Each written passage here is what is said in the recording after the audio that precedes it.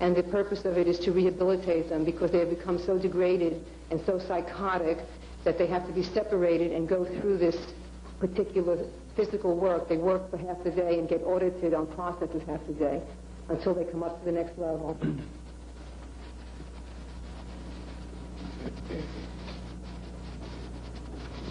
Another thing I've never felt good in Scientology about is the care of children. I have 3 children, and I've always given them my full attention. At the Fort Harrison, they had I never had my children at the Fort Harrison, but it happened to be right downstairs from the medical officer. So whenever I would go there, I would glance down and see the children. Once I heard a child screaming very loudly. I went down just from instinct, and I walked into where they keep the children. It was a toddler. He was all alone. His diaper was falling off, and he was screaming. There was no adult there. I just picked him up and, patted him a little bit. Several times there were other children wandering around, fighting with each other, the way children do. It was right next to the parking lot in the back, but they did have a gate there so the children wouldn't go out. But many times I saw them, they was kind of just left there. I can't say I know exactly how they were cared for, but what I saw, they were dirty. The room I went into was a mess. There were no sheets on the beds, and there were things thrown all around the room. As far as education goes, in Scientology, for all the years that I've been in, there has been a put-down of education by Ron Hubbard, by Scientologists. The school system is suppressive. Scientologists have said to me several times, "You're not sending your kids to college, are you?" And I said, "Of course I am." They said, "How?"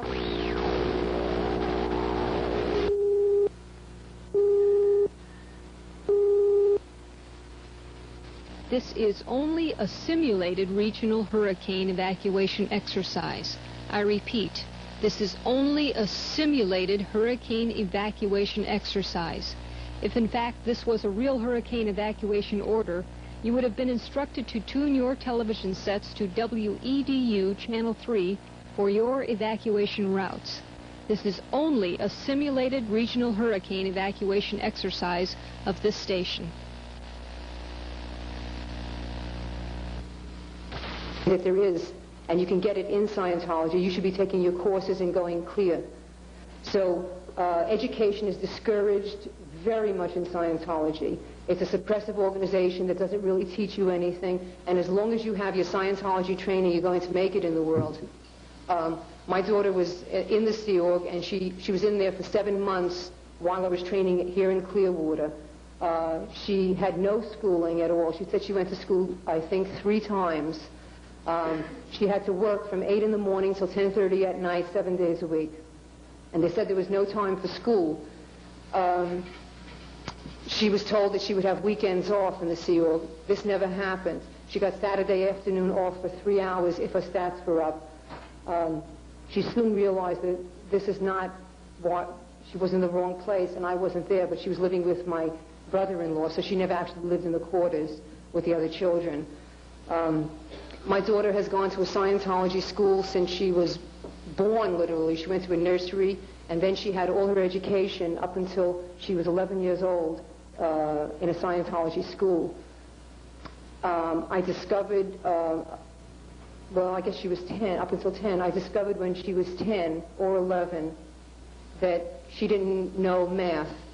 I felt very negligent. I assumed she's a brilliant girl. She was reading at 3 years old, very mature. Somehow it came out that she didn't know the 2 times table.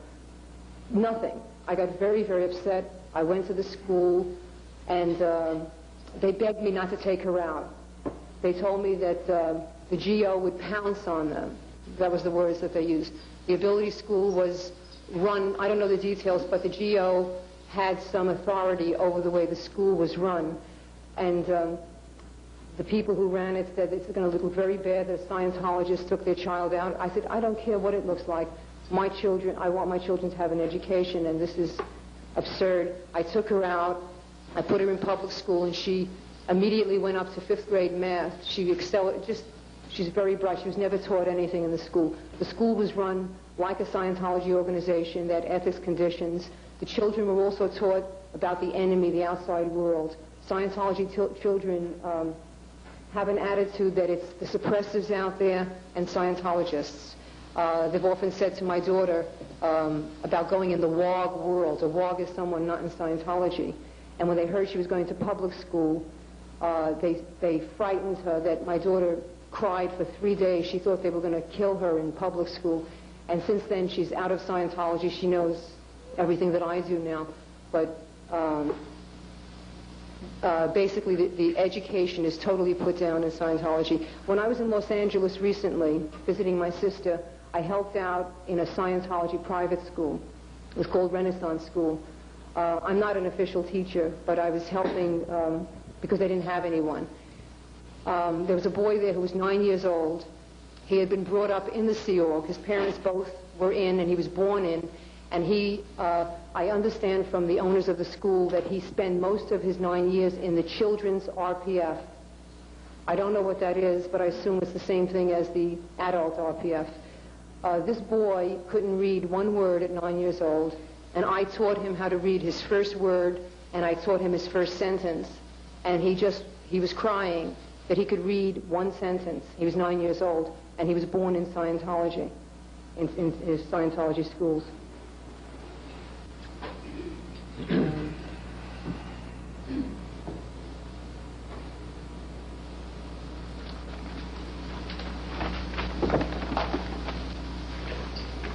I also know that the children have a lot of illnesses. I don't know if I didn't see it, but my sister was there, and the children in the child care org at Los Angeles, a friend called my sister and said, I need help. My son is very ill, and I don't know what to do. My sister went there, and her friend's son had a fever and was crying. His job was to be the nanny. He was to watch the younger children, and he had a high fever. She went to the medical officer and she said, this boy is sick, he needs a doctor. He said, he's not sick. I examined him, and he's supposed to be on post. He said, there's nothing wrong with him. He said, I already know what it is. The children have herpes. And my sister walked in, and she saw infants, she saw babies on the floor. They had sores all over their face and mouth. And my sister went into a rage. She went in and she said, I want these children taken care of. And the medical officer said, well, who are you? What are you doing here? He said, as a matter of fact, I don't want to talk to you anymore. He said, we don't have any money for a doctor. So she said, well, you get the money. And then finally my sister got so mad, she said, well, if you don't do something about these children right now, I'm calling the Board of Health. When she said that, she got a lot of attention. GO, people, do you realize what you just said? She was declared PTS, of threatening to embarrass or sue Scientology, one of those categories. The medical officer called her, he said, you just committed a suppressive act. She said, no, you committed a suppressive act. She says, I want these children cared for. So I know this goes on. I've seen it. I've seen many sick children in Scientology, and it's looked at that you should be on post. They don't need a doctor. The medical officer sometimes acts as a doctor. I've never seen... I've been totally and over I felt very sorry for people. I felt that I was trying for like 17 years with the organization training. And I said, if I did, so what would be going to do? I felt that no people started with something to do with even after all of this, I felt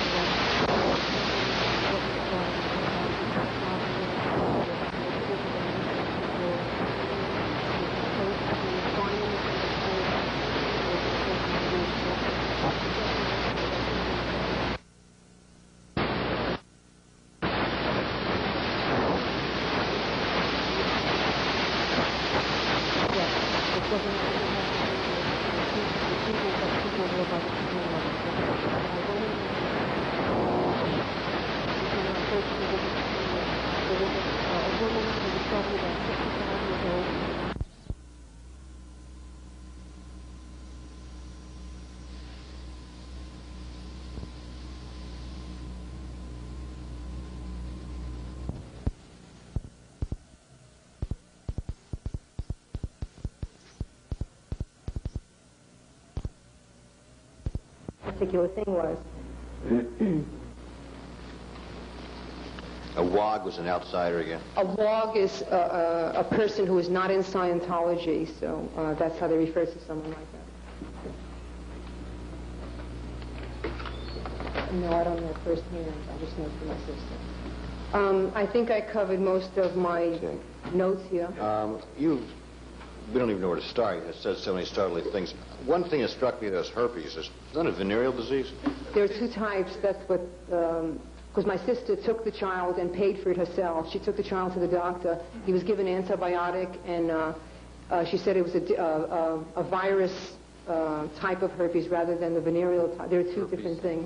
Yeah, we used to get it on. It was an infection. It was diagnosed, though? Yes, it was diagnosed by the doctor. All right. While you were deeply involved in all these things, did you still believe in the incredible background of L. Ron Hubbard? I believed totally in L. Ron Hubbard up until recently. I felt very sorry for him. I felt a deep compassion. I felt that I had tried for 17 years to make the organization sane, and I said, if I feel this way, what must Ron Hubbard be going through? And I felt a devotion to him to try to make it sane. I felt he was one of the greatest people that have ever lived, and I wanted to help him. Up until recently, even after Clearwater, I said, if Ron Hubbard only knew, as I said, up until recently. Mr. Flynn, I don't know if I can ask this, but what is the ultimate that you expected with the new breakthrough? Would that be considered a faith you're looking for in this new breakthrough, and which kept you going, apparently, in this organization? It was probably... It's one of my first few visits to cramming. There was a woman who was probably about 65 years old. She was a Knox auditor. She was there for training, which is admirable because people who become auditors want to help people. She apparently made some kind of mistake. She was sitting there. She was trembling. She had tears in her eyes. The cramming officer, his name was Spike Bush, who in my opinion is... Oh, never mind. Well, his name was Spike Bush. He was standing there. He was sitting down. She was in front of him. He was pounding the table. She said, but... She was stuttering. He said, but I thought... He said, don't think. He said, that's your problem. You think. He pounded the table at least 6 times while he was screaming at the top of his lungs, don't think. And I... Okay. Well, if you want to continue, did you ever, after 15 years, didn't you ever feel like a slave or an indentured servant there? And you're working for $10 a week, and how did you exist, and who took care of your children? No, for all the years I was in, I never felt like a slave or that I was working for nothing. When I was on staff, I was married at the time. This is before my divorce, so my husband was taking care of the bills. My children came with me when they were young. I always brought them with me, and I had them in a nursery, and I always went home by 3 o'clock in the beginning when my children were little. And I had a home, and I had a normal life, not like many Scientologists who have no other income. And in later years, I worked at a mission, which paid $125 a week, and I only worked till 6 o'clock. So I had other businesses on the nights or on the weekends where I would do sales or something like that. The only time that I have ever felt I was treated not as a human being. Was at Clearwater in '79. Before that, I felt that it didn't matter if I got $3 or $10. It had nothing to do with money at the time. It had to do with just helping to make a better world. It didn't matter. Okay. You said this in Clearwater, when you were here, they're collecting about $1 million a week. And I think you may have mentioned that one week there was $2.3 million. No, I don't know of that. I think someone else said that. All right. Well, yeah. $1 million is a lot of money. Yeah. In a week. Who collected it? And was it in cash? And where do you put it? Did it leave the area? I don't know anything about the finances at Clearwater. I know I know where the money goes. You bring it to the cashier. There's a cashier window. First you go to a registrar. You sign up for what service you want. It costs a specific amount of money. You have to pay in advance. Then you go to the cashier. You pay the money there, however you want to pay it, and they give you a receipt for your service. And then you go and start your course. With so much money coming and such a cash flow, why was you fed beans and rice? I have asked people that question, and they said it's very expensive to run the Fort Harrison, and maybe there's not enough money. I felt it was absolutely absurd, and I had many questions on where the money was going. How do you feel about being denied medical treatment, you and other people that you came in contact with? Well, Is that widespread? Not getting medical treatment? Yes. Well, you can see a doctor in Scientology. You could go to a doctor, but you go through the medical officer. In other words, he makes recommendations. All right. We had a medical officer. What was his or her qualifications? Were they a nurse or? No, the fellow who was... Sir, I'm sorry, go ahead. The fellow who was the medical officer when I was there, I can't remember his name. He wasn't a doctor, but he had some training of some sort. I don't know what you call it, like an aide, an assistant. He had some type of medical knowledge, definitely not a doctor. I never met a medical officer who was a doctor in Scientology. It's usually just a regular staff member. It could be anyone. You don't even have to have any knowledge of medicine. Basically, you use L. Ron Hubbard's policies on, well, actually, he doesn't deal in that part. He'll just determine if it needs medical attention or something like that. But you're not actually denied. If you insist and say, I want to see a doctor, you probably have to go through a little convincing. But you can go. I've never been denied medical treatment. Is any labor performed at the Fort Harrison by townspeople that get paid the minimum wage or more, or for what they're worth? You mean people not at COV? Like painters, plumbers, carpenters? I never saw anyone in the Fort Tradesmen. Harrison doing anything other than Scientologists, so I don't know. In other words, they hire people who have certain skills, like if someone's a plumber, they'll try to recruit them. Whatever other things, they have all Scientologists running the Fort Harrison, as far as I've ever known. Talking about business courses, what business courses were offered for either for students or for someone of your age? A business course? Well, you said that the founder knows more about business than anybody else. I was wondering what he taught. I'm trying to think of the names of the courses.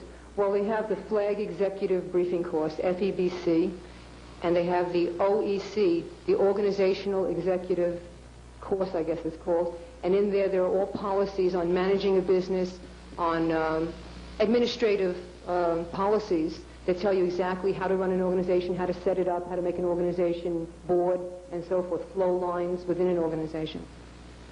Were you given any contact with the outside world while you were in Clearwater? Did you make outside friends, like go to the beach or... No, I never spoke to anyone in Clearwater. It was kind of, you just don't do that. No one told me I couldn't speak to anyone. It's just something you don't do. I don't know why. Where is the RPF? Yeah. Where are those people? Where are they kept? I mean, do they have a separate office, or and how do you become an RPF person? Well, you are placed in the RPF for breaking the rules, for sort of like you would say, in other words, committing a crime. If you, I can just give you examples of crimes that someone might do. If your stats were very down, I can't say, I don't have knowledge. I've seen things where it said that so-and-so is assigned to the RPF.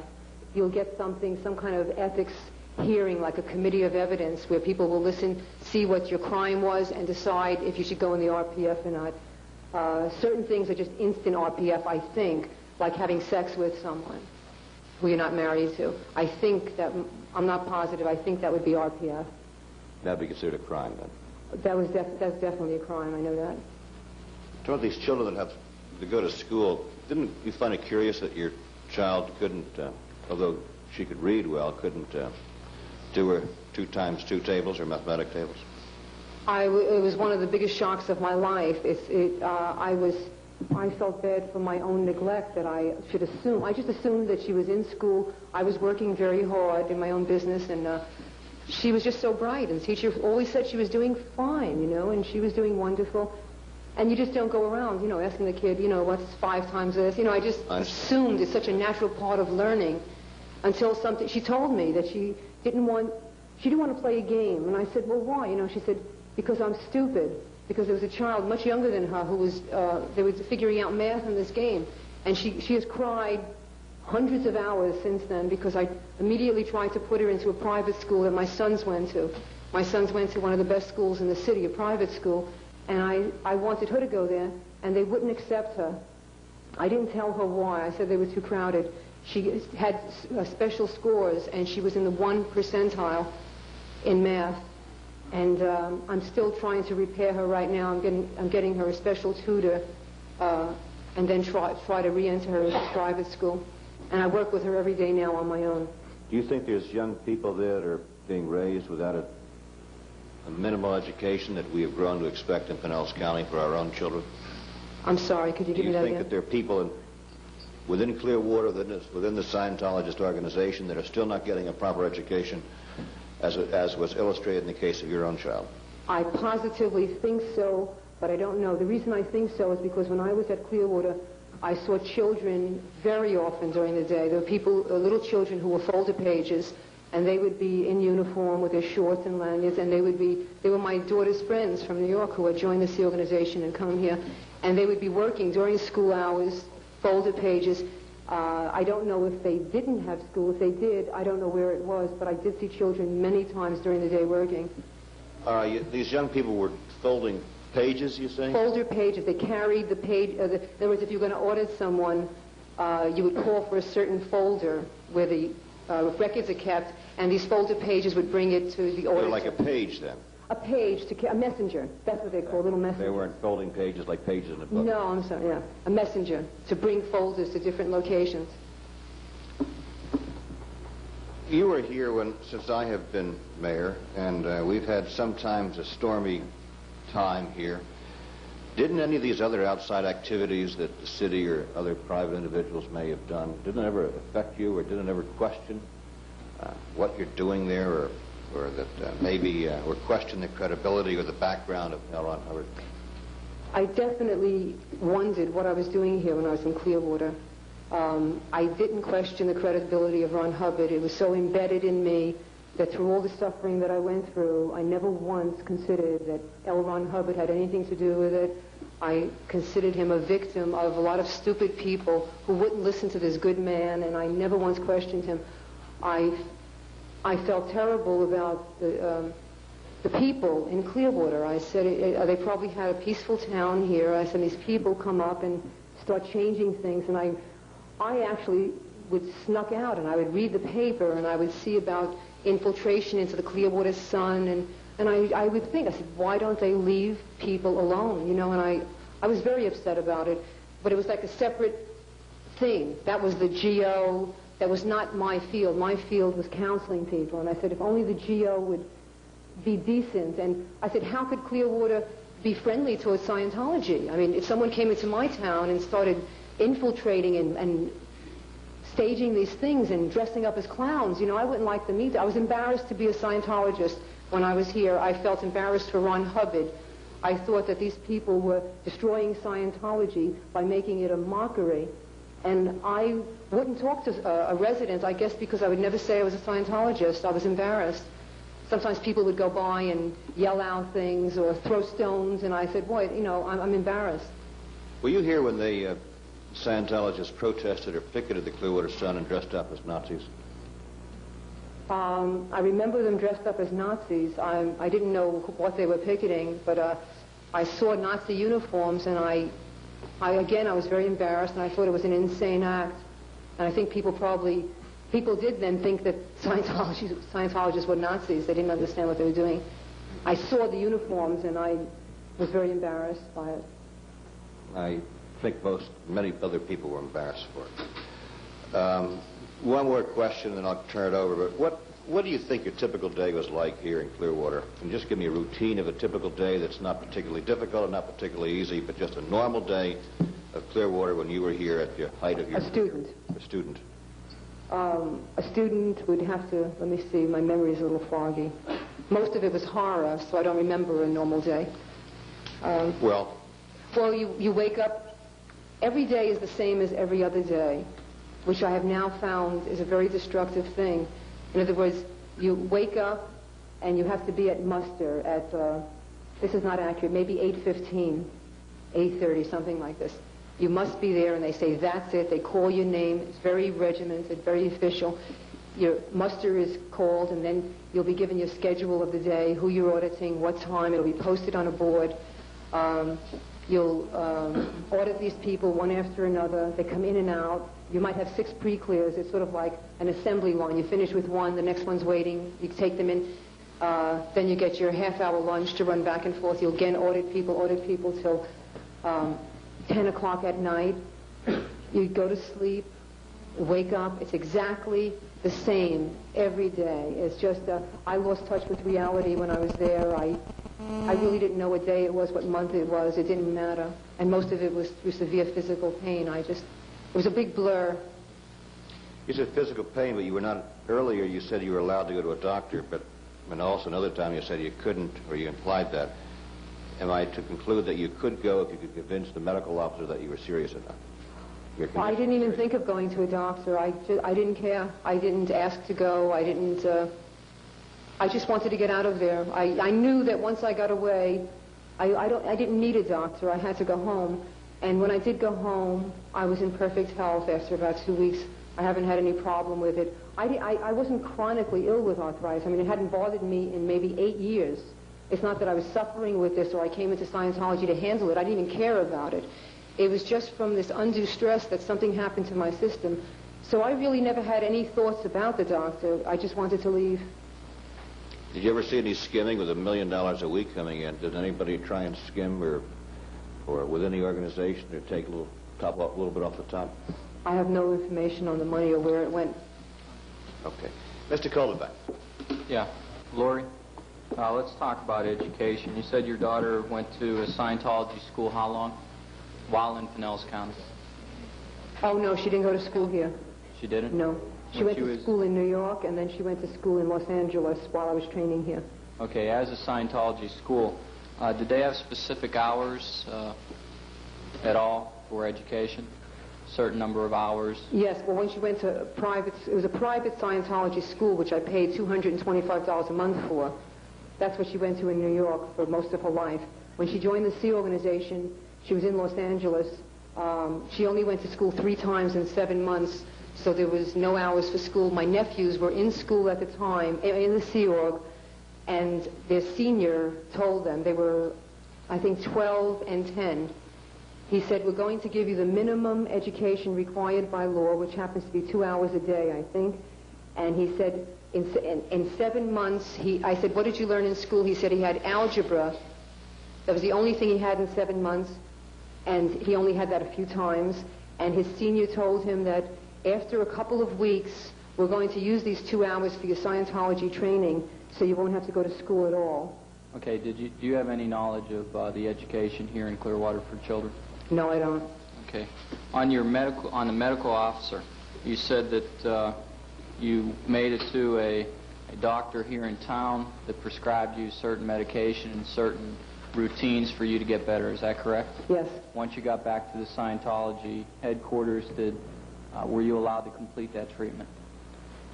I wasn't prescribed any medication. It was basically bed rest, and I was to walk an hour a day and hot baths 3 times a day. Did you do that? No, I didn't. I did it for maybe 2 days, and I don't know why, but I never did it. I can't remember. That period is very foggy because it's all blurred together. I know I didn't take walks. Okay. I took a walk once, and the ethics officer came with me. Do you remember who gave you the shot, what the name of the medical officer was when you came to Clearwater? I've been trying to remember his name, and I just can't. I never really... I guess I did know his name at the time, but it would be on record, I guess, who was the medical officer in 1979 of July or August. Did you see any certificates on the wall from the state or the county, either for nursing or as an education for a doctor when this person gave you the shot? No. Did he? I asked him if he was a doctor. He said no. And he gave you the shot? Yes. Is this common practice that the medical officer would do? I never heard of it before, but every person who came to Clearwater got the shot as the first stop on their routing form, but I had never heard of it before Clearwater. Okay, while you're at the Fort Harrison, there are exits to and from the hotel. Were they clearly marked? Do you remember markings, exit for fire? I think so. Well, yeah, I remember one door that said that there was an alarm on it. We were never to use that door. It said exit. I think it was if you opened it up, some alarm went off. Were there any obstructions in front of the door? I don't clearly remember. Do you remember any trash or rubbish laying around or tight quarters that would obstruct either fire personnel or block exits to and from a building? Well, I would say tight quarters that I would think, this is my opinion, if there was a fire, with how many people were in each room, it would be very, very hectic trying to get out of the building because each room had 10 people. It was a very small room. The hallways were very, very narrow. I hadn't thought about it when I was there, but looking at it now, it would probably be chaos. How would you characterize the living conditions there? Would you characterize them as safe and clean, sanitary, or unsanitary and unhealthy? I would classify it as unsanitary and very, very uncomfortable, with 10 people in a room in the middle of the summer with no air conditioners and a lot of bugs crawling around. It was very, very uncomfortable and unsanitary. One also. bathroom. One bathroom in the room, and it had to be on post at 8 o'clock. You know, very difficult to take a shower and find the right time to do whatever you had to do in the bathroom. Now, was this herpes outbreak here in Clearwater? No, this was in Los Angeles. Do you have any knowledge of the hepatitis? Was there any hepatitis outbreak at the Fort Harrison while you were there? I don't know. I didn't hear about it. Okay. On the, you were talking about the policy of bringing people back, or the RPF, etc. Did you ever see anybody restrained or held against their will?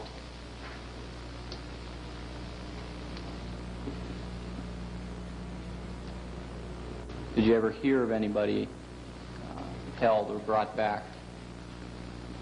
I'm trying to think. I know I positively heard of people being gotten and brought back positively. Was this common knowledge? Yes. That if you left, you would be This is brought accepted. back? This is in a bulletin or policy. I think it's called blown students. It's in one of the policies concerning students. This is not secret. This is out in the open. And I'm a trained supervisor. And I've studied this and checked out on this material where it says if a student blows, you're to do such and such, call them. If they don't come in, you're to go to their home physically and bring them back. So this is common knowledge to Scientologists. How much money did you pay while you were a Scientologist to the organization, approximately?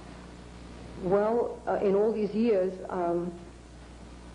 it wasn't as expensive when I came in 1965. I would have to just guess, in services, I probably paid $10,000 or $15,000 in traveling expenses and living expenses for myself and my 3 children, in England for 6 months, in California for many months. I would say maybe $30,000 I've spent, and in loss of business, times when I left to go to this OPSI and knots and everything else, maybe $50,000 I would say of money lost. out of the services you paid for, did you ever think of it as a donation, or did you pay specifically for a service? No, there's no such thing as a donation in Scientology for a service. The only donation would be something to the, I don't know what they call it, but I've donated to it many times, the legal fund. When I thought I was helping people who were being victimized by the government, they would always call me up because I would always give them $50, you know, because they knew I worked and had some money. But that's the only donation I know of in Scientology. No one has ever mentioned the word to me, or I've never heard it mentioned to any person who came in for a service. It's what course do you want? I want this course. It costs this much money. You must pay for your course in full, specifically the amount that it lists on the card, and then you can start your service. What made you take this service? Why would you spend $15,000 for this service? Well, it isn't... see, when I came in, I didn't come in and spend $15,000. The most I ever paid at one time, I paid for every level they had. In those days, for all the OT levels, cost a little over $2,000, which now would cost a few $100,000 maybe. So that's the largest amount of money I ever paid, which I figured at that time, the thing they used for promotion was that for the price of a car, at that time, $20-something $100, you can have eternal freedom, spiritual freedom. It seemed so ridiculous that someone would buy a car when you can gain all this, what was promised. It didn't seem like a large amount of money. So I never paid these large sums. I took a course for $500. I mainly audited and was a staff member. I think I was mainly interested in helping other people. I didn't receive much auditing. I've had very little auditing in Scientology. I didn't feel the need for it. I've been in relatively good shape, and I really didn't require much auditing. Did you ever tell people while you were auditing them that it would not cure specific sicknesses and that it had no medical basis? I didn't as an auditor, but it states on the e-meter that this does not cure illness, and I think when people sign up, they have to sign something that I'm not here to cure a specific illness. That's all. Okay. Mr. Burfield. I have just a couple of questions here. You spoke very highly of Mr. Hubbard. I take it that you do not believe in him any longer, is that correct? No, I don't. What about his doctrines and philosophies? Do you still have confidence in him? No, I don't. If you were to take some of these books and read them now, how would you look upon them? I have done that. I've read over some of the material, which was, I suppose, like a Bible to me, and I found out some very fascinating things that I've gone through a tremendous emotional upset the last few months trying to get my mind straight from thinking for 17 years. It was very difficult, and I wanted to. I picked up some of the books and I looked at some of the policies, and it's like reading something that I've never read before. The interpretation that I put on it was my own ideas. I thought it meant what I wanted it to mean. Looking at things now where it says that if a person disagrees, they must have a misunderstood word or something to that effect, I see the technology as totally, totally different now. Would you envision it as being misleading to the public? Definitely misleading. To the point that one could call it fraud or not? In my opinion, it is totally fraud. Just a couple other questions here. One of our purposes in this hearing is, needless to say, our concern is the health, safety, and welfare of the people in Clearwater. Now, you mentioned these children. As a mother, the safety or the health of those children, how would you look upon that? Do you think that the city of Clearwater is running a service there? I don't think I understand the question. Well, are we performing our duties if these children at the Fort Harrison are going unattended? No, I feel that attention should be put on the children in Scientology. I feel that they have no say in this. Their parents are Scientologists and the children are neglected, and I think someone should do something about it. Mr. Callbank also asked you a question about the number of people in a room, 10 to a room. You did mention, I believe, that you had inspections. Did you ever have any inspections from the fire marshal? Yes, regularly. What did they say when they'd come to a room that had 10 beds? Oh, I never saw them come into the room, ever. We just were informed that they were going to be on the premises tomorrow. I don't know what they looked at. I was doing my course or my auditing. I was never in a room where they walked in. Do you know for a fact whether or not they were given advance notice of these visitations by the various governmental agencies? I don't know how they found out, but they knew the day before. They knew, I don't know how much before, but they always told us when it was going to happen. You had also mentioned earlier that a woman had spent somewhere in the neighborhood of $200,000 to $300,000 on these programs. Mm-hmm. Do you know that for a fact? Well, the person told me they did. I mean, I didn't see the money. One, I guess, last question, and I don't really know how to word this. Well, let me go on 2 points. Do you have any fear of retaliation when you leave here today? I could say I don't know what to expect. In the beginning, when I first started this, which I haven't really explained why I'm doing this, I mean, what brought this about, which I think is significant, I was in terror. I was in absolute fear when I made my first moves to find out some more information. I would be cautious, I would say. I guess the last part of this, and the one that bothers me the most, when you were having your problems, do I interpret, and I'm not trying to put words in your mouth, that you felt that in the city of Clearwater there was no safe haven or no one that you could turn to for help? It never even entered my mind. Through all the years of Scientology, it is embedded in you that you never speak to an outsider about an internal problem. In other words, if the technology is out, it's like just a code of ethics. Like, in other words, if we have a problem in Scientology and something is wrong, you don't go to an official, because then they would think Scientology is bad, Ron Hubbard is bad. So you just don't consider things like that. It never entered my mind. I thought I had to get out through Scientology. I had a route out. So you had to go out through the system and... Yes, I never considered telling an outsider, because they would then not understand that Ron Hubbard was good and it's only these few people. You have to keep it secret and handle it internally and try to write up reports and try to protect Ron Hubbard and the organization. Just one last one, not to bear on your personal problems here. Your divorce was caused by Scientology? I wouldn't say it was caused by Scientology. I believe it was a contributing factor, because most Scientologists don't associate with WOGs. I was one of the few exceptions that I had achieved these high states, and my husband was still a WOG. I was the only one in Scientology at the time, and I was known for it, and people would constantly say to me, how could you stand it? How could you stand it? And I couldn't communicate the things in Scientology terms to my husband, and I would always be with Scientologists. And I didn't create my marriage properly, because I did start to consider him an outsider. So it didn't cause it. Scientology didn't do anything to my marriage. It was my own distance that was created with him. No further questions. You started volunteering your own, so I'll ask you the question. What brought you here today? After I left Clearwater, I felt that I had just escaped with my life. I literally felt that I had been to a hell and that I was alive again. And I just didn't want, I knew I would never, ever be on staff or have anything to do with Scientology again. I didn't care if I wasn't contributing anymore.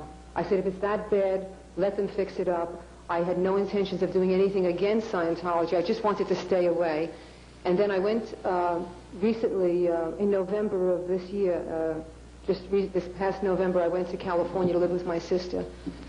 And Scientologists would constantly visit, because that's basically the only friends that we've had, as Scientologists. And I was still in good standing, very well thought of, and they keep telling me stories. And finally, I couldn't stand it anymore. A particular friend came over to the house. She had just received her not auditing, and she came in and she said how wonderful she was doing, that she went to a restaurant, she was eating a hamburger, and all of a sudden the hamburger started screaming at her. And then the wall started screaming. And then she said tears came out of her eyes, because she felt so sorry for the other people in the restaurant, because they didn't know what she knew. And I got tears in my eyes, and I said, they can't do this anymore. I want answers. And then I looked at the grade chart, and I noticed that a lot of the OT levels were taken off, and they were replaced with knots. Every OT level was knots, and it became horrifying to me. I said, I can't sit back anymore. I want answers.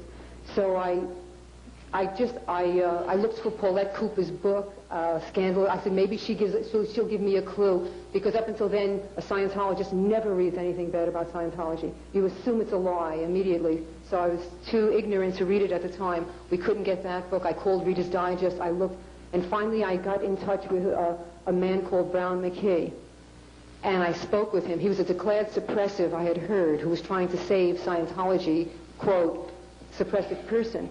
So I said, I have never talked to a suppressive person in 17 years. It's a high crime. It is a terrifying experience. It took me 2 days to get up the courage to call Brown McKay. I called him. He was one of the nicest people. He was in Scientology 25 years. As a matter of fact, he was on one of the courses I was. He's a Class 8 auditor, so forth. And he had the same feelings I had for all these years, that something's wrong. And all of a sudden I started finding another person. I met Eddie Walters, and we all felt, and I saw more and more of my friends being damaged. And I said, I want answers now. I want to know where Ron Hubbard is. I want to know who is running Scientology. I asked them at the Advanced Organization in Los Angeles. I said, who are the board of directors? Who is the watchdog committee? This is a committee which no one knows who it is. And I couldn't get any answers.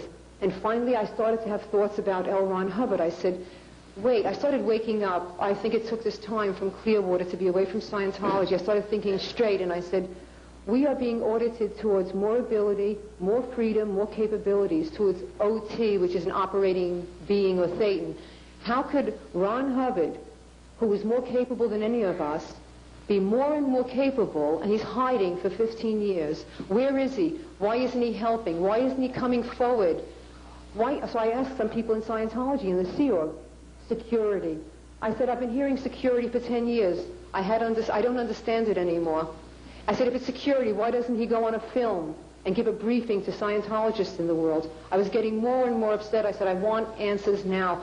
Who is running this? What kind of organization is it? I saw the crimes happening, and I started to, and I also questioned, well, how capable is this man? I said, his son is not talking to him, which is L. Ron Hubbard Jr. I never met him, but I knew. I said, how could he not be talking to his own father? We have technology to handle anyone, supposedly. His other son committed suicide. His wife is in jail. He's hiding. What kind of man am I following? What am I dedicating my life to? I couldn't find the answers. And then, little by little, things fell in place. And I did see documents of Ron Hubbard's past, and I had tremendous anger. My mind was boggled. I couldn't adjust my thinking of what had happened for the past 17 years. That while I was at Clearwater, Ron was who he didn't care at all. And that hatred has left, and the anger has left. I have no, I'm not on a crusade against Scientology. I have no vengeance whatsoever. I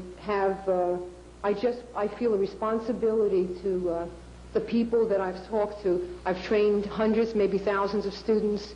They've trusted in me, and they've told me, even after I told them what I felt about Scientology, they said, how? But I always felt that I wanted to be like you, and they felt that I was the OT levels. I said, no, that was me. And I want any Scientologist listening to know that I feel a responsibility to help any Scientologist that I could. I don't plan to attack Scientology at all. I just want to finish it right here and now and say that I'm not a Scientologist, and maybe help someone to at least leave room to have some free thought, to consider what I'm saying, and just look and say, am I happy? Do I see any of Scientology being applied in life? And then I want to go on with my own life. And also I want to say that I consider almost most Scientologists that I know are some of the best people in the world. They're dedicated. They truly believe, as I did, that they're helping mankind. And they're my best friends, many of them, and they probably won't talk to me now, but they're still my best friends. So that's why I'm here. I'm here just to rid Scientology of all the lies and end it right here. Thank you. Do you have any questions, Mr. Garvey? Okay. Back in 1965, what was it that turned you on to this organization? Was it the background of Hubbard? Was it the grandiose things they promised? What was it that got you? The thing that it was 1965, and the thing that got me was I was very, very impressed with Ron Hubbard. I thought that it was miraculous that one man developed something that could free mankind of all these ridiculous, irrational things and psychosomatic illness. I loved him right away. I loved him for being so courageous and going through the war and healing himself and studying in Asia for all these years just to devote his life to mankind. And I was so impressed that I loved him from the first moment. And it was a very traumatic thing for me when I found out. What were you promised? When you started taking some of these courses, did they promise any results for you? Do you remember? I was actually never sold auditing. In the old days, it wasn't as bad in the earlier days. I mean, I just wanted it and came in, and I think part of my purpose was more to counsel people. I didn't have many problems. The thing that it promised was, I guess I was more interested in the aims of Scientology. I thought it was beautiful to be part of a group that was going to handle drugs, crime, war. I mean, it was like, gee, I found such a good purpose in life, and my children now will have a saner world to grow up in. That's why I joined. I joined just to make a better world. You know, I wasn't promised anything specific. It did say on the grade chart what you would attain, and I was very interested in more spiritual awareness. My main reason for coming in was that, for spiritual awareness and to understand death and what happens when you die and things like that. You said you didn't take much auditing, but you did work as an auditor. Did you ever tell anyone that your auditing was confidential? That their auditing is confidential? Were you ever told that your auditing is confidential, the information that you received? Oh, positively. It's printed. You read it. You know, when you, I don't even know where specifically, but that's very common knowledge. It's printed in a lot of places. Anything you say is kept in confidence. It's assumed, and it's also printed. Would you have continued as an auditor if you, in fact, knew that this was not going to be kept confidential? Never. One of the things that upset me and absolutely brought me to tears, that I did see some information from a pre-clear folder that was used by the Guardian's office. I saw the person's name, and I saw all their sexual withholds, and I cried because that was something sacred to me as an auditor, that a person can tell me anything. And to me, it was the same as a priest, and I feel that all the people that I have audited, I've subjected them to harassment, and it was a shock to me that disturbed me very much. You actually did see, then, an audit that had been used? Yes. When you were told about the official visit, what are some of the things that you needed to do? We had to dress a certain way. On certain days, it said no jeans. You were to be polite to any wog. What about anything physically in the building? That's what I'm trying to think. Anything moved? Anything had to be put away? I saw things being moved. I didn't do it because I wasn't a staff. I was training or being an auditor. But I saw things being moved and shuffled, and I don't know the details on it, though. Okay. But you do know that, in fact, can say that when there was going to be a fire inspection, they knew ahead of time that there was going to be a fire code inspection? Yes, there's no question about that. Okay, even though our inspections are supposed to be spur of the moment and spontaneous? Oh, I didn't know that. I thought that they announced it. No, it's not standard practice. Oh, well, then they found out some way. Okay. That's what I wanted to find out. Clarification, No, Commissioner. We frequently, in fact, most of the times announce that we're going to be in the check area before we go in. But not all the time. Generally, we do. We have, but We would work our way down the street, though, wouldn't we, Mr. Shoemaker? And then, by the time, if you start 3 doors away, then they know you're coming. that's very true. Yeah. Okay. So they're warned that way by just looking at the neighbor. Mm-hmm. What were you told, or what did you know about the GO office? What I knew of the GO office was they were kind of the elite of Scientology. They were the heroes. They were admired very much. I had considered going into the GO. They had tried to recruit me several times. They felt that I had a good image and I could be very valuable to them. And I said possibly sometime I might join.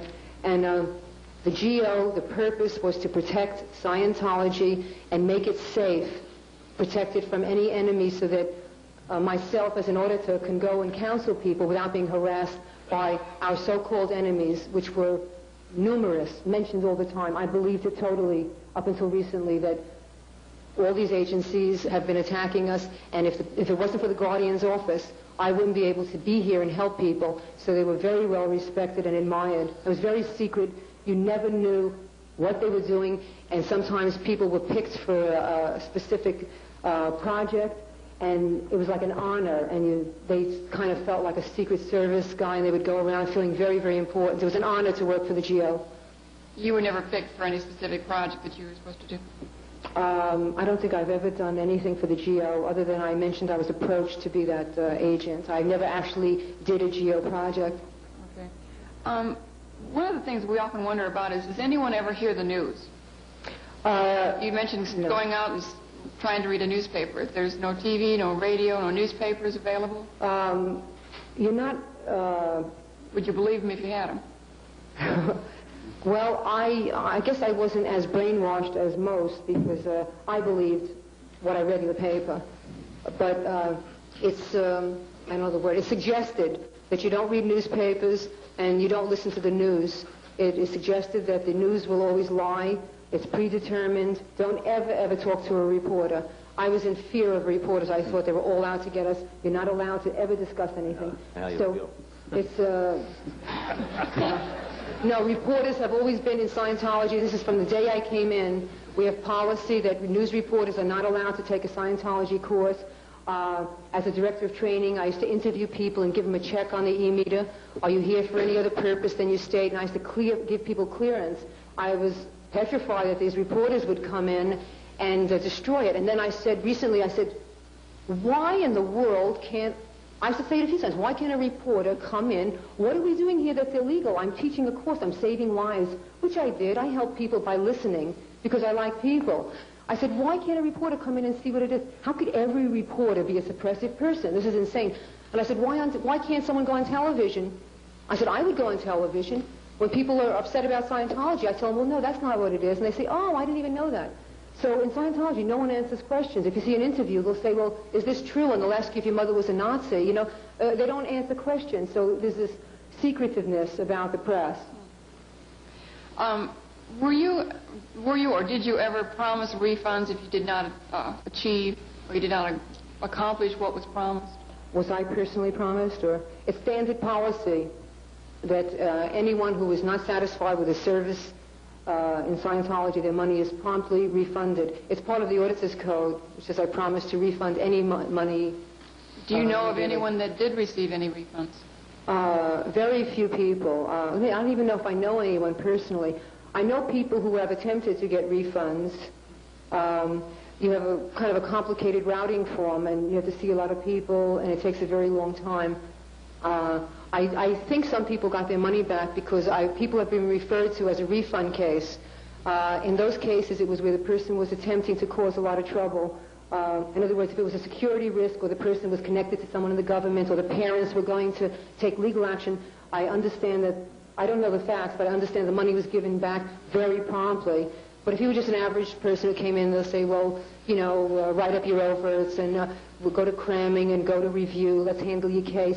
And a lot of people who wanted a refund, by the time you get out of that routing form, you changed your mind because they found your reason and they promised you a new process. You say, well, I think I'll hang around a little more. So I don't know of anyone, no one I know ever got their money back. Did you ever have to sign a legal waiver promising that you'd never sue? Or do you know of anyone who has? Is that standard policy? I signed a lot of waivers, and I don't even know what they were. I signed bonds for $50,000, $100,000, talk about certain things ever, that I wouldn't sue. I think my sister did, but when she threatened to call the Board of Health, they made her sign something after that she would never sue, I think. But I had to sign a lot of things. There was one that I don't know if I want to tell about that. I could. Go ahead if you want to tell about it. Well, this has to do with Clearwater.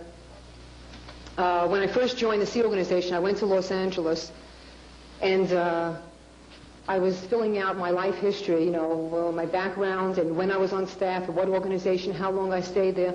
And I happened to put something that I left the New York organization. I was there for 3 years as a supervisor. I left in 1975. I finished my contract, which was 2.5 years. I stayed an extra 6 months. And then my boyfriend at the time, who I was going with developed cancer. And I became very upset about this, and I didn't know what to do. I was afraid of the medical profession at the time. We were told that they're suppressives and they want to cut you up and they want to operate and the cancer's going to spread. I was frantic. I didn't know what to do. A friend of mine who happened to be a Scientologist and a very, very close friend recommended a psychic healer in Mexico.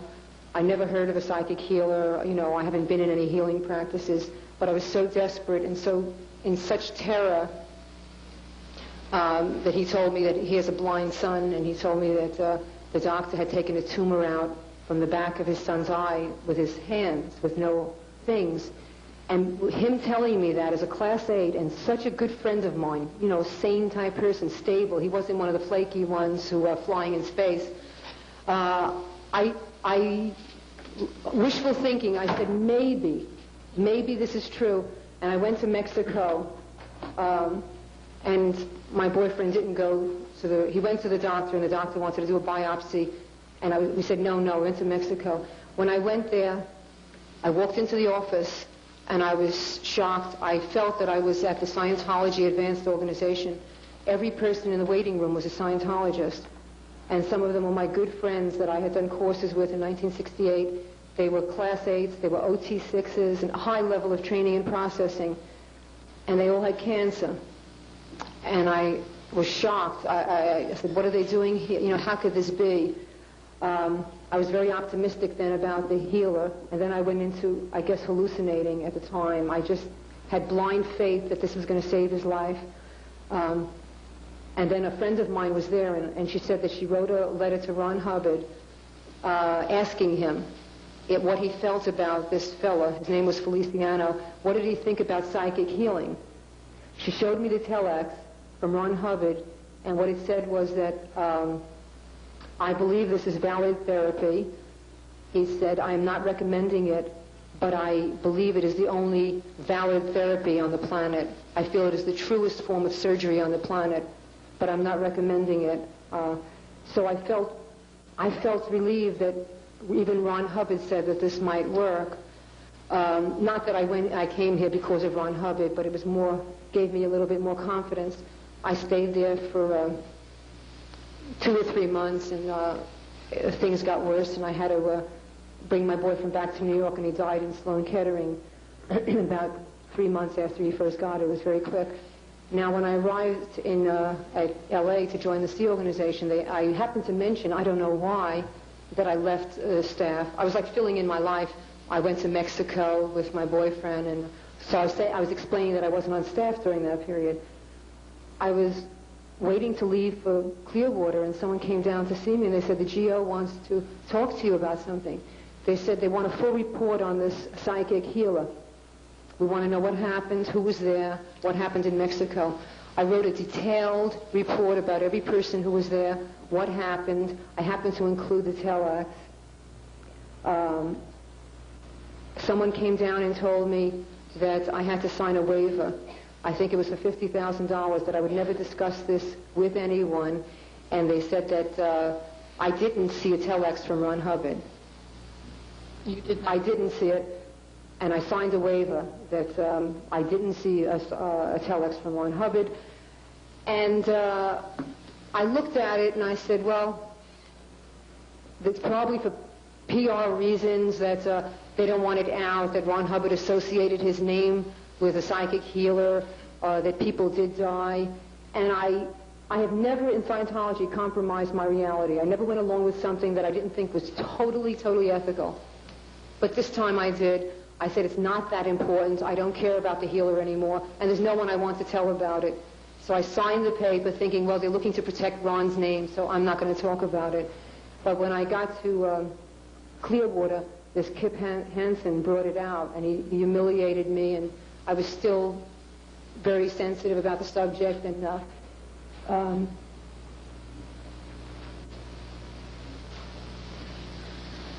well, that's fine there. Mrs. I just wanted to say one thing that he said to me. He started screaming at me when he saw it in the report, and he said, do you know that that's squirrel? Squirrel in Scientology is someone who doesn't apply Scientology standardly or goes into another practice. He screamed very loud. He didn't say it to me. He said, "Don't you know that squirrel, squirrel?" He screamed it at me. How could a Scientologist go to a, don't you ever talk about this, and I was very upset at the time and choked up. He was talking without any knowledge of what I had been through, and also, when he was sick, I tried in desperation. I called every Scientology organization in the world, and I asked for help, and they said, "We can't help you." Thank you. Anything else, Ms. Garvey? Mr. Hatchett? Point of information, Mayor, if I may. Certainly. The question of a legal release was brought up by Mrs. Garvey. We will be putting into evidence the standard legal release, which is contained in their standard volume, which I believe the evidence will show most Scientologists sign, but I believe the evidence will show that most Scientologists are not aware of what they're signing. But we will be putting that into evidence together with actual, the form, together with actual forms that have been signed by former Scientologists, together with promissory notes, waivers, and affidavits of the type that the witnesses. Will you be doing that after this witness's testimony, in other words, today? I'm not sure it'll be today in terms of the point of order of our witnesses and our evidence, but it'll be in before tomorrow afternoon. And there's substantial and a great deal of evidence pertaining to this. Mr. Hatchett. Fine, thank you, Laurie. I'd like to just ask you maybe 3 questions, please. When you came to Clearwater in 1979, you found things in disarray. Why did you do not turn around and go back? You couldn't? Well, I felt I came here to do this course, and it was going to be the greatest thing that ever happened. And I was used to, after 15 years of overcoming the obstacles of the insane people, I said, well, I know a lot of staff members are just crazy and they don't understand the real technology. So I wasn't shocked. I just thought that it wouldn't be at FLAG. I've seen it in every organization, but FLAG is the ultimate. It is the highest. When you're going to FLAG, it's the biggest honor in the world. So I didn't expect to see it here, but I wasn't shocked. All right. You said when you left Clearwater, trying to escape, before that you felt like a prisoner. Yes. You were going insane, and you feared for your life. Is that a form of kidnapping? Well, I wasn't. Well, you against your will. You wanted to go. Yeah, I wasn't kidnapped, and a lot of it is a mental. Mental kidnapping. Yeah, it's you can't leave. Plus, I heard stories of physical abuse and locking up, and I know people who were in chain lockers who were chained up. I spoke with them, not at Clearwater. I don't know if it was probably in Los Angeles or on the ship, but I knew there were these forms of punishment, and there's also an obligation not to leave, even if you wanted to. When you're a Scientologist, you are mentally hooked. After Clearwater, I was out, but I wasn't out. My mind, I was still a Scientologist up until 2 months ago. And I thought I was out. And even after I thought I was out again, it didn't happen actually until a few weeks ago, where I now feel that I'm back to a free-thinking individual. I also feel that I'm now part of the human race again. And I've been very happy for the last 2 weeks. I feel like I have a new life now. Thank you. Before coming to Clearwater, you were instructed not to talk to Clearwater residents, not only Clearwater officials. This is after I arrived. I was told that. Why did they tell you Clearwater residents? I may understand why not Clearwater officials. Anyone in Clearwater, not a Scientologist. No one. They didn't say residents, or they didn't say don't talk to them. I mean, they said be polite. You can say hello, but don't discuss anything of your business here or why you were here. Give the pat answer, which was I'm here for religious counseling or something like that. Do you feel you lost your business as a result of Scientology, your business in New York? Well, it was directly related. I kind of, through Scientology, I tend to take a lot of responsibility for my decisions. I don't like to blame people. What was your business in New York? I had a store one time, a souvenir store in Times Square in Manhattan. I have computer pictures that go on the T-shirt. I did promotional work for radio stations, and I've had about every time I came out, I started a new business. The computer machine I still have. I still get jobs. I do parties and promotional work. Okay. I will stop at this moment. Do you have any questions, Mr. Shoemaker? Yes, Mayor, if I might. Ms. Taverna, Relating to the education of the children, Mm-hmm. do you know, are there any specific types of qualifications that the teachers are to have No. for these courses? The people who teach the children are not teachers. They're staff members. They don't have any teaching degree. They do not have a teaching No. degree. I don't know any. I think there might have been one. I think there was one in the ability school where my daughter went in New York. But I know for a fact that the teachers in Los Angeles were not teachers when my daughter was there. Is that considered to be in Scientology a good job or a bad job, or? To be a teacher? Yes. I really don't know. I do know from other staff members that to be a nanny, which is the person who takes care of the children, I've heard this from other staff members who have to do with personnel, that very often when they have a person who they consider slightly degraded or who can't handle a post, they put them on nanny. I got this from my sister-in-law, who was the nanny for many years in the Sea Organization. She blew a few times and came back because she wants to help children. She was confronted with a situation where she had to watch 30 and 40 infants at a time, and the Board of Health would be coming in for inspections. She had to hide 10 and 20 children in a closet. She told me they had things called quiet drills regularly. The children were trained at certain periods of time. They must be quiet. They didn't know why. They were put in a room, the door was locked, and until the officials left, they couldn't make any sounds. I justified this as we're doing the best we can. If we don't have room for the children, we can't close Scientology. All this has been justified. Like I will never justify another thing again. When you initially arrived at the Fort Harrison, or during your... I'm sorry, I missed... Sure. At the time you were, during the time you were a Scientologist, did you ever go through a security check or Yes. I've had a security check many times. When you arrive somewhere, I was on the one of Ron Hubbard's ships in 1968, which was the Royal Scotsman. I was there when he was on the ship. I met him.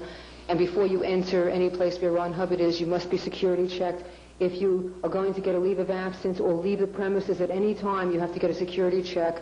At Clearwater, as an auditor, I was called to do many security checks on people if they were taking a leave or a vacation for a week.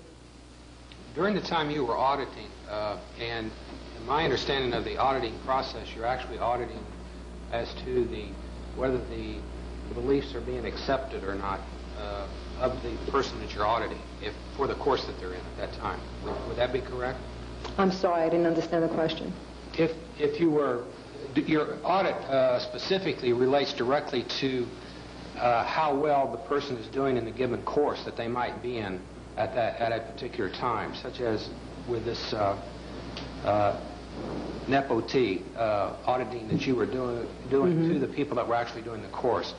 And you have indicated that you had some concerns about what you were learning in that course. Did that ever bother you at the time you were doing the auditing to try to determine what the other person... That I was auditing the other people, was I concerned? About what they were saying? I became very concerned with the people that I was auditing because I saw very strange things from the people that I was auditing, specifically one person who I went to the director of processing and I said, I refuse to audit this person.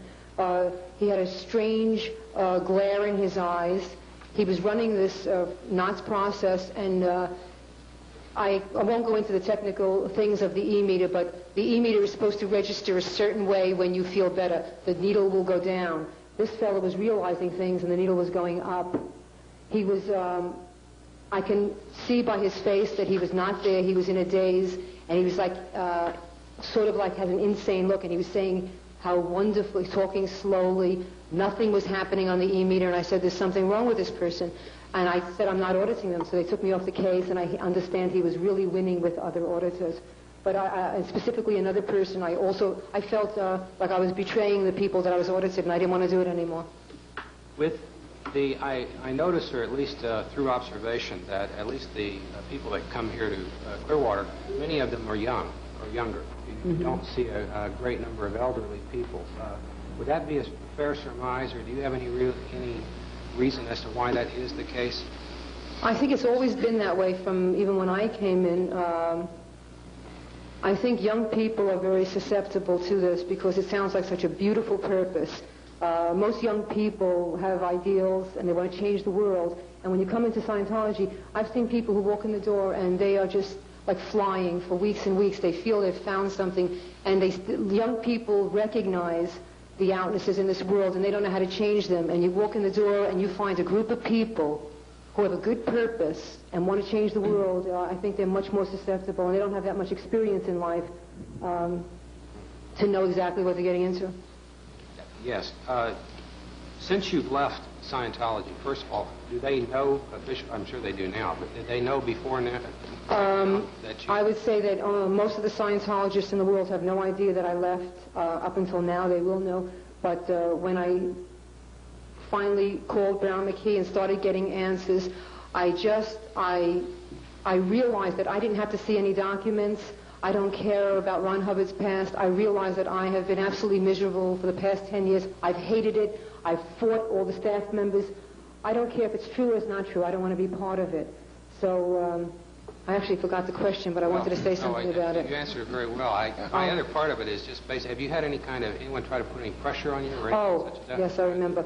So what I did was basically, my sister will tell her story, but she was married to someone in the Sea Org at the time, and he was living with us at my sister's house.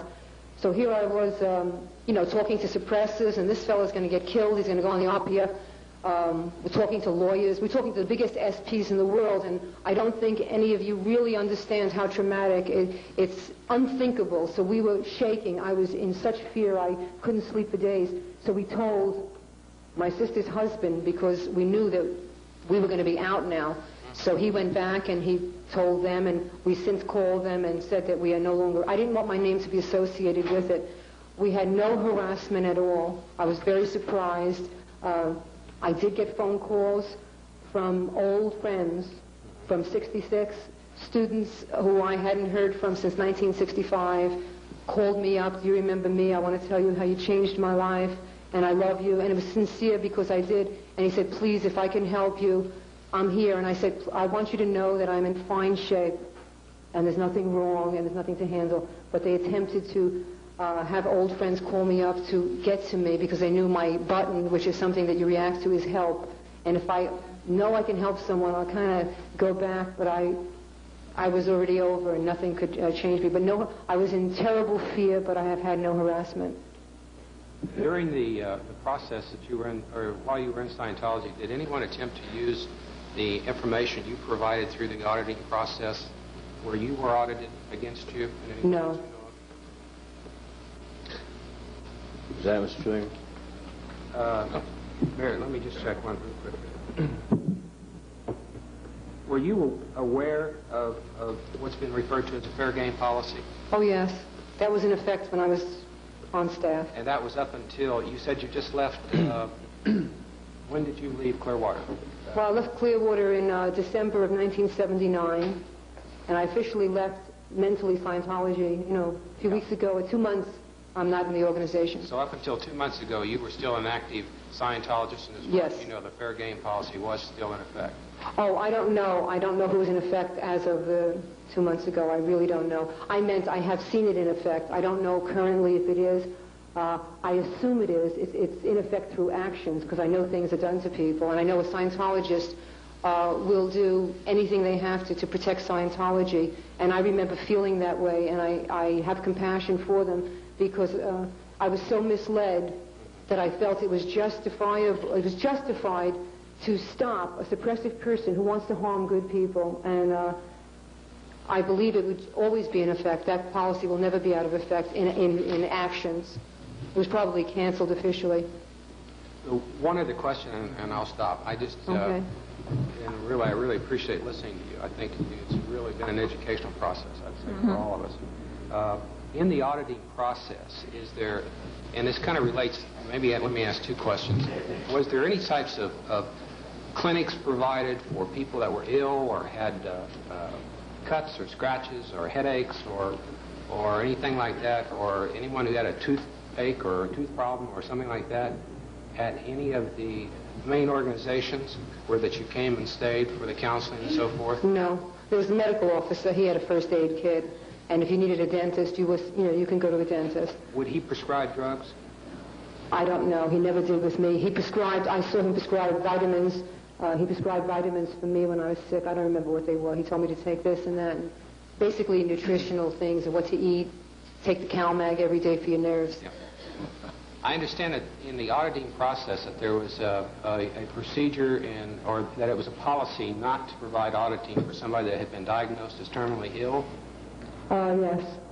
Did they ever explain the reason or why that policy was? In the early days when I was in Scientology, I just assumed that Dianetics would handle anything. I figured, well, if someone got cancer, they would. But then I saw so many of my friends die of cancer who had the highest level of auditing. And, well, my boyfriend died, and he couldn't get any auditing, so I know it's not allowed. Yeah. I assumed that it was because the person was dying, and if you audited them, Scientology could be connected to the failure, and the person dying, it would be a bad promotional activity to audit someone who's already dying, because I don't think they had any chance of saving them. As the mayor of the city, I like to think about the image that we have of the city, and when we mention Rome, you get a certain mental image, and you mentioned Salt Lake City, you get another image, and I guess you get it totally different when you mention Dachau. What do you think of when you were going to come to Clearwater when you first arrived, and what did you think of Clearwater after you escaped? You mentioned the word hell before. Did that have any connotation with our city? What I thought of Clearwater was just so horrible. I couldn't believe that anyone lived here. I hated everything about the city. I heard the name, and the association was with misery and pain, and I said it was ugly and horrible, and it just meant pain and misery to me. I said I would never come back here for the rest of my life or look at it. I got almost physically ill when I looked at mail and pictures of it. I would get tremors for about a month after if I got a brochure and looked at the Fort Harrison. And I noticed something interesting. Last night I was on the balcony where I'm staying, and I looked at the beach, and I said it's one of the most beautiful cities I've been in, and I'm looking through new eyes. And I said, what did I think was so horrible? It was being in an atmosphere that was so ugly and so suppressive. I don't think of it, I might still have a little bit if I hear Clearwater, but I know it's not that way now. Thank you. You just need a couple of more days here, and you'll love it, too. Okay. Thank you very much. We'd You're like welcome. to, you've been very good, very cooperative, and very brave lady for being here. Thank you. Mayor, can we take a 10-minute recess? Yes, we can. Back in 10 minutes, ladies and gentlemen.